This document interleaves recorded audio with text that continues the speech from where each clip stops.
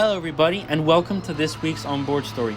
Today I'll be taking you back to one of my craziest races of 2021, so let's get started. As the race was about to get started, on the grid it started to drizzle. This was where the team made the mega call to change to rain tires. In front of me you see about 18 GT3 cars all on slicks, and we in the GT Cup class and the Porsche Cup cars all decided to go on rain tires, which was the best call. If you look carefully in front, you see about half of the GT3 field decide to go into the box and change for rain tires at the start. So now the focus is on the start lights. The lights turned off.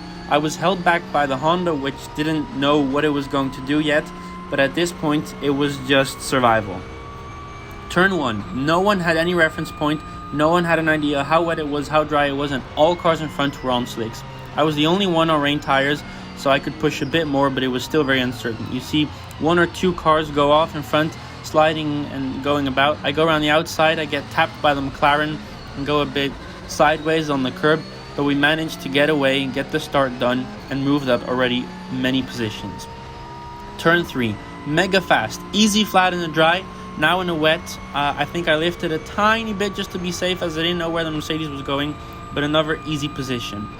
Now turn 4, hard braking zone.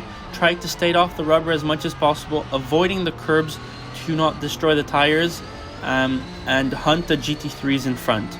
It's a bit of an odd mix that I'm fighting with the GT3s, as they have significantly more power, about 100 more horsepower. So you see now mid-corner I get close, but on exit they just pull away with the power. So I tried to brake offline, see if there's any room to do something, as he's also being held up by the Lamborghini in front, but no chance. Ironically enough, the driver in front of me is a good competitor of Super Trofeo, a many-time champion, very experienced driver, so it was very cool to battle with him on track in different cars. We get to Ascari. This is a point where the track is usually more wet than others, especially because it rained in the previous hours in front of the race. You see the Lamborghini get a bit twitchy on the curbs, so the Mercedes tries to go around the outside. I try to get the slipstream to get close with a lack of power, and now hoping that with the braking zone something weird happens, which I can take advantage of the situation. You see them run a bit wide. I try to follow the Mercedes, which gets a bit of a TC interruption, so I had to lift a tiny bit. You saw the lights and in the roof, so the Lamborghini went to the right in the pits, and we managed to complete the first lap, moved from P18 to P3. So now again, chase is on. We have a few references, we know where we're faster, and again, the track is getting wetter and wetter.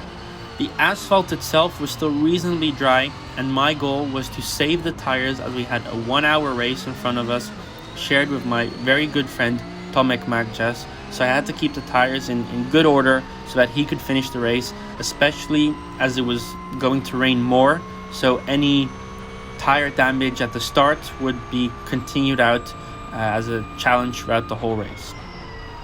Again, we get close in the braking zone, try to take advantage.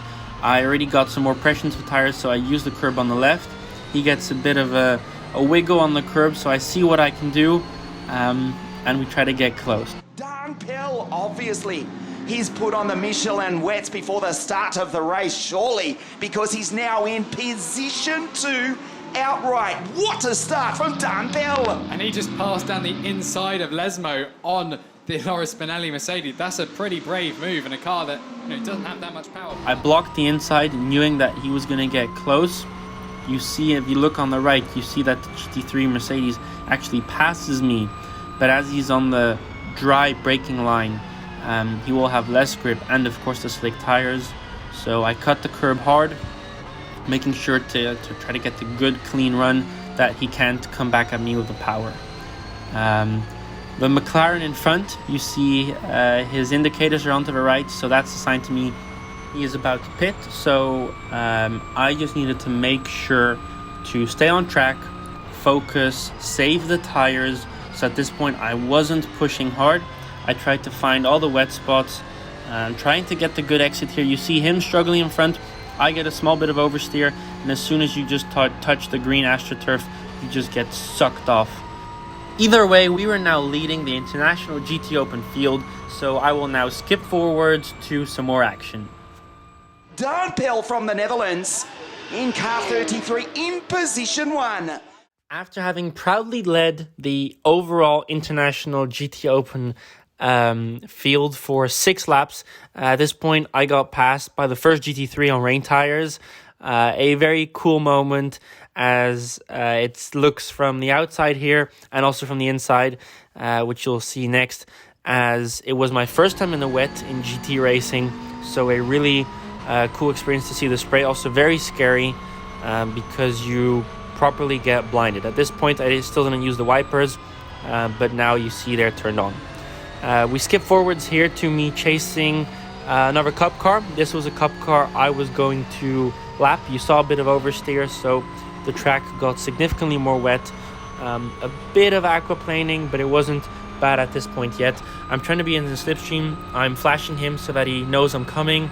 Here for the braking zone, I try to move to the right as fast as possible to be on the right side of the white line under braking, just to avoid any movement. The white line can be very slippery, so you have to watch out.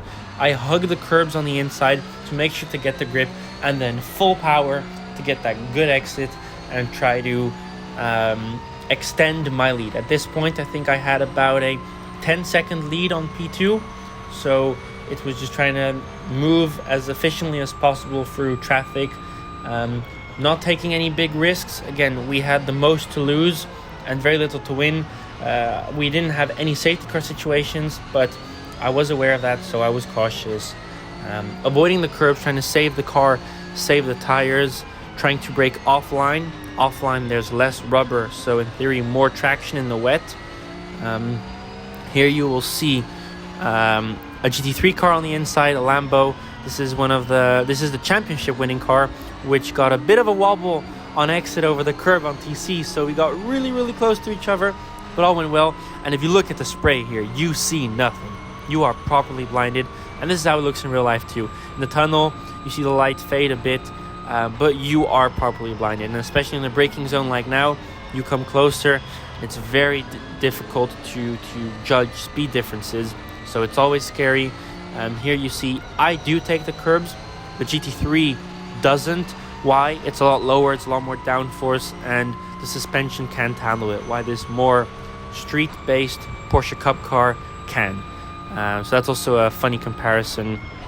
Here on the left, another Lamborghini GT3 car passes me, and I was just me trying to chase them down and stay in the pack, stay close to them, and lose as little as time possible with the GT3s lapping or passing me. So dropping down position by position, slowly but still leading the GT Cup class. We skip forwards to this moment, which I would really like to show. Here we see a professional racing driver also make mistakes. In these changing conditions, it's very hard to judge braking points, and here you see this Honda GT3 car go straight at turn 4, a very difficult braking zone, and I made the same mistake. Here you see I had to counter steer under braking, I had rear locking, and also here I had to go straight and cut the curbs. Not ideal. You can get away with it once or twice, and you try to get the best out of the situation, but if you do it more, you will get penalized. So yeah, racing driver mind, but you have to be careful. You see me struggling for traction, so it's always a challenge, but mistakes happen, certainly in these changing conditions. This is my in-lap here. We're chasing down a car a lap behind, yet I try to get as close as possible, but I'll be quiet for the rest of the lap, and I'll get back to you in a second.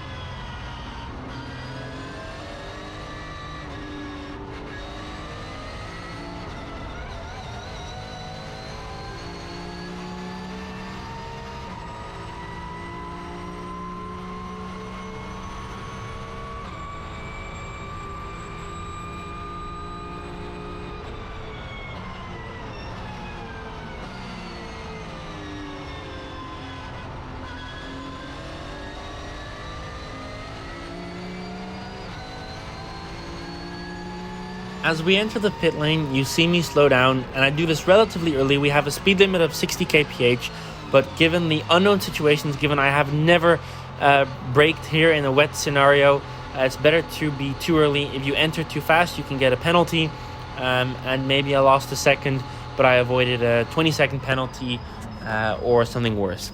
I stopped the car. It's important to spot where you have to go. You could see my engineer, Ale, hold up our Bonaldi sign. I get out of the car. I move the seat back, get the seatbelt out of the way. Tomek, my teammate, gets in, and he finishes the job. We waited until the last possible lap to do our driver change. This means that I was in the car the maximum amount of time, which I believe was 40 minutes, and Tomek will now be just over 20 minutes. So it gives us the best chances to perform in the race and to win. Sadly, when Tomek got behind the wheel, there was a safety car situation, so the 20-second gap which I created on P2 fell back very fast. Nonetheless, we finished P2 at the restart. We lost one position, but a mega race. Here you see some pictures come by. It was really one of my highlights of 2021. It was super cool to do this with the Super Trofeo team, Bonaldi, who know what they're doing, and of course with my really good friend Tomek. So big thanks to him, big thanks to Fabrica Futbolu, big thanks to all my personal sponsors, and see you next time.